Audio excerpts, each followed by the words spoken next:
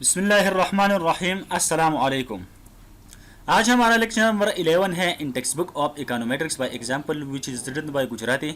ये हमारा चैप्टर 2 है functional forms of regression model. Previous lecture में हमने लॉग लीनियर मॉडल पढ़ा था, ठीक है। और लॉग लीनियर मॉडल में हमने बताया था कि हमारा जो रिग्रेसेंट है वो लॉगमेटिक फॉर्म में था और हमारा जो रिग्रेसर था वो लॉगमेटिक फॉर्म में नहीं था। तो इसकी इंटरप्रिटेशन हमने इस तरह की थी कि मतलब अगर 1 यूनिट चेंज जो है वो रिग्रेसर में आता है, ठीक है, तो रिग्रेशन में कितना परसेंट चेंजेस आएगी, ठीक है। In this lecture we will discuss linear log model. In previous lecture in the log linear or growth model, we are interested in finding the percent growth in the regression for a unit change in the regressor.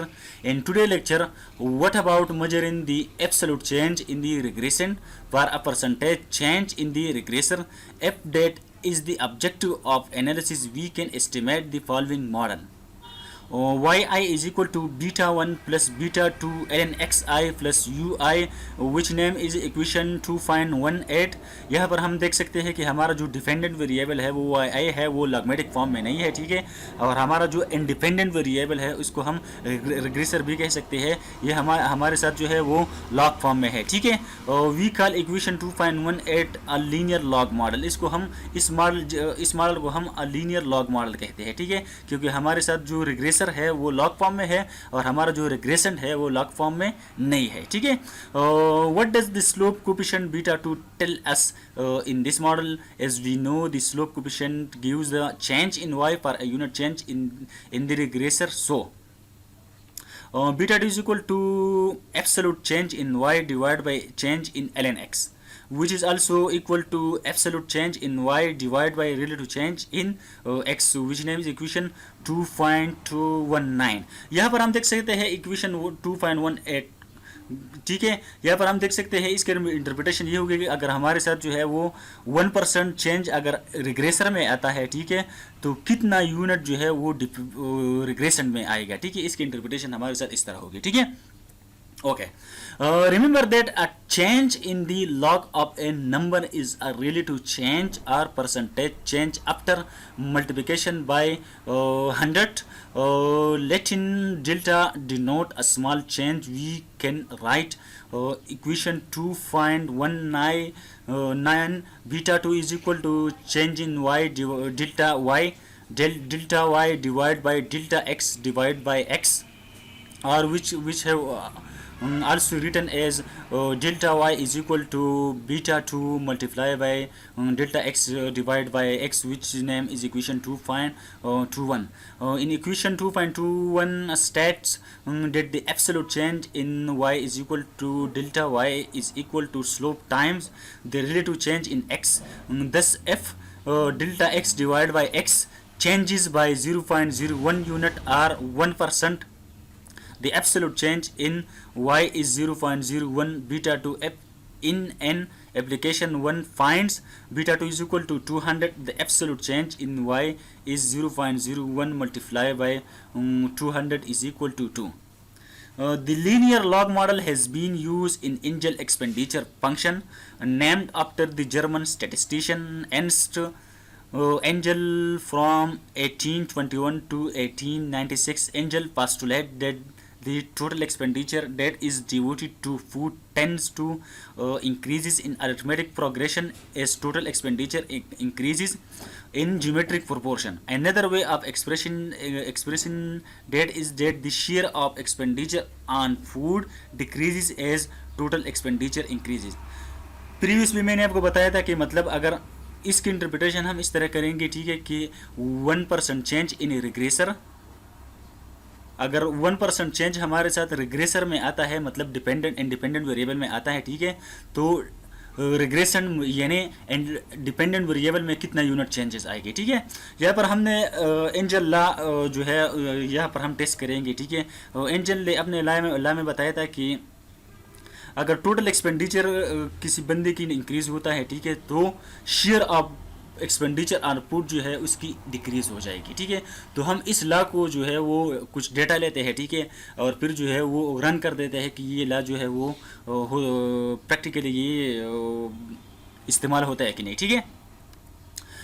To shed light on this table, 2.8 gives data on food and non-alcoholic beverages consumed at home, expenditure food and total household expenditure both in dollar for 869 US household in 1995.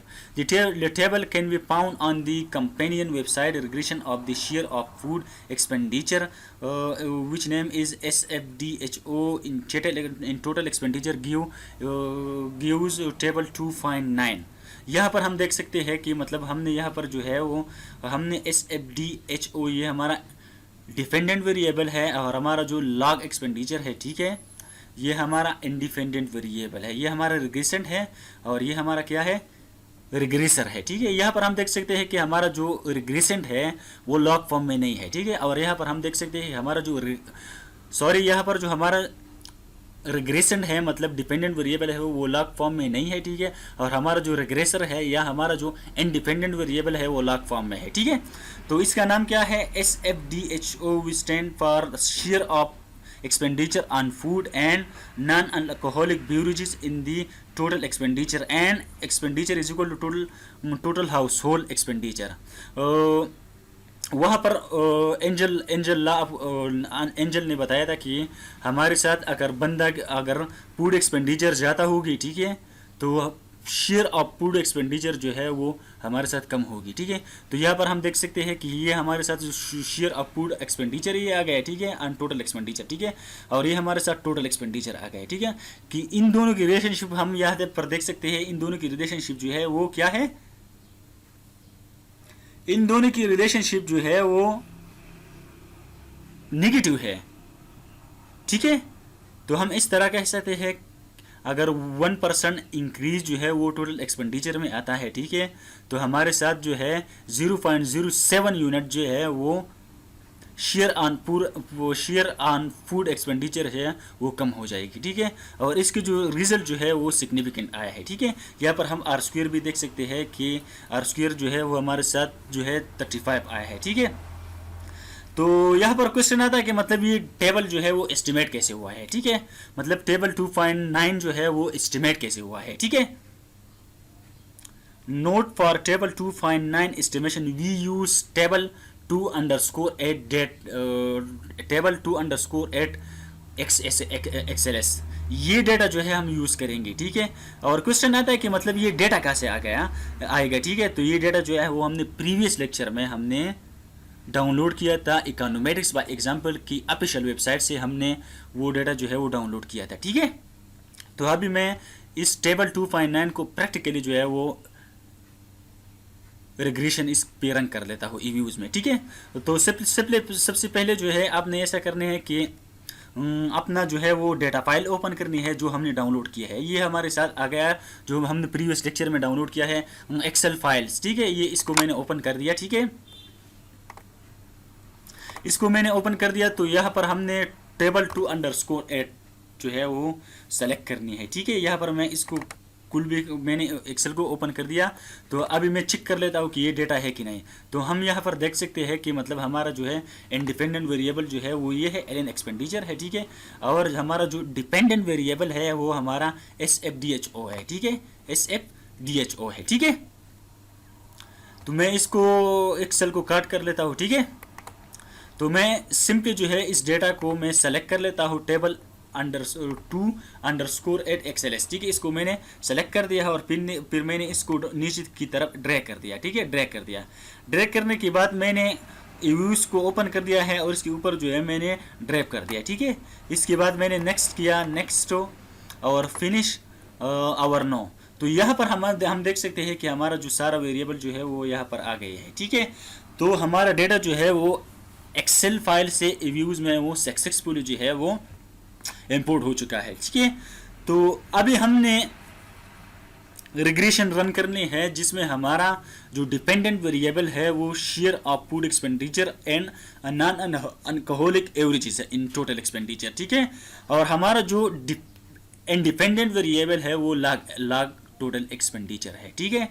तो यहाँ पर मैं सबसे पहले मैं click पे आ जाता हूँ, ठीक है। क्लिक करने के बाद मैं एस्टिमेट इक्वेशन पे आ गया, ठीक है। एस्टिमेट के बाद आपने यहाँ पर अपना डिपेंडेंट वेरिएबल लिखने हैं, ठीक है। तो मेरा डिपेंडेंट वेरिएबल जो है वो SFD, ठीक है, शेयर ऑन पूरा एक्सपेंडिचर, ठीक है। इसके बाद मैंने स्पेस लगाया, इसके बाद मैंने सी लगाया, और इसके बाद मैंने दोबारा स्पेस लगाया, और फिर मैंने LN एक्सपेंडिचर यहाँ पर लगाया। आई रिपीट, सबसे पहले आपने याद रखने के पहले हमने अपना रिग्रेशन लिखने हैं, मतलब अपना डिपेंडेंट वेरिएबल लिखने हैं। इसके बाद स्पेस, यहाँ पर सी का मतलब ये है कि हमने इंटरसेप्ट लेना है कि नहीं लेना है, ठीक है। और यहाँ पर हमने फिर अपना रिग्रेसर जो है वो डाला, अपना इंडिपेंडेंट वेरिएबल डाला, ठीक है। फिर मैंने ओके कर दिया। तो यहाँ पर आपने जो अपना रिग्रेशन है वो अपने सक्सेसफुली जो है आपका रिग्रेशन की आउटपुट यहाँ पर आ गई है, ठीक है। तो इसका रिजल्ट, ठीक है, और हमारा जो रिजल्ट है वो यहाँ पर सेम है। यहाँ पर हम देख सकते हैं कि हमारा जो लॉग टोटल एक्सपेंडिचर की जो कोफिशिएंट है वो हमारे साथ -0.077 है, ठीक है। और यहाँ पर भी हम देख सकते हैं कि लॉग टोटल एक्सपेंडिचर की जो कोफिशिएंट है वो हमारे साथ -0.077 है, ठीक है। तो इसकी भी नेगेटिव रिलेशनशिप है, उधर भी नेगेटिव रिलेशनशिप है। तो इन दोनों का सारा आउटपुट जो है वो सेम टू सेम है। इसलिए सेम है क्योंकि गुजराती इकोनॉमिक्स में एग्जाम्पल ने जो अपने बुक में जो डेटा इस्तेमाल किया है वो मैंने भी वही डेटा A to Z यहाँ पर इस्तेमाल की है। इस वजह से हम दोनों का रिजल्ट जो है वो सेम है, ठीक है। अब हम इसकी इंटरप्रिटेशन पे आ जाते हैं, ठीक है। Interpretation. All the estimated coefficients are individually highly statistically significant. The interpretation of the slope of coefficient about -0.08 is that if total expenditure increased by 1% on average, the share of expenditure of food and non-alcoholic beverage goes down by about 0.0008 unit, thus corresponding the Engel hypothesis. This can be seen more clearly in figure 2.2. Note, do not forget to divide the slope coefficient by 100. यहाँ पर हम देख सकते हैं, मैंने English में जो discuss किया कि हमारा जो सारा जो कोफिशिएंट है वो सिग्निफिकेंटली आया है, ठीक है। और यहाँ पर के जो रिलेशनशिप है वो भी निगेटिव आया है, ठीक है। इसकी इंटरप्रिटेशन ये है कि अगर 1 यूनिट जो है, अगर 1% हमारे साथ टोटल एक्सपेंडिचर ज़्यादा होगी तो हमारे साथ जो है वो 0.0007 यूनिट जो है वो शेयर ऑन फूड एक्सपेंडिचर जो है वो कम हो जाएगी, ठीक है। तो यहाँ पर हमारा जो एंजल लॉ ऑफ कंजम्पशन जो है, ठीक है, उन्होंने जो डिस्कस किया था, ठीक है, तो वो ट्रू यहाँ पर फुलफिल हो रहा है उसकी हाइपोथेसिस, ठीक है। This can be seen more clearly in figure 2.2. Note, do not forget to divide slope coefficient by 100. मतलब slope coefficient जो है वो हमने लाजमी जो है वो 100 पे डिवाइड करने हैं, ठीक है। Alternative, the slope coefficient can be interpreted as if total expenditure increased by 100% on average, the share of expenditure on food and non-alcoholic beverage goes down by about 0.08 units. इस तरह हम भी इसका इंटरप्रिटेशन कर सकते हैं, ठीक है। यहाँ पर हम देख सकते हैं कि हमारे पास अगर 100% जो है वो टोटल एक्सपेंडिचर में इजाफा होता है तो हमारे साथ जो है वो 0.07 यूनिट जो है वो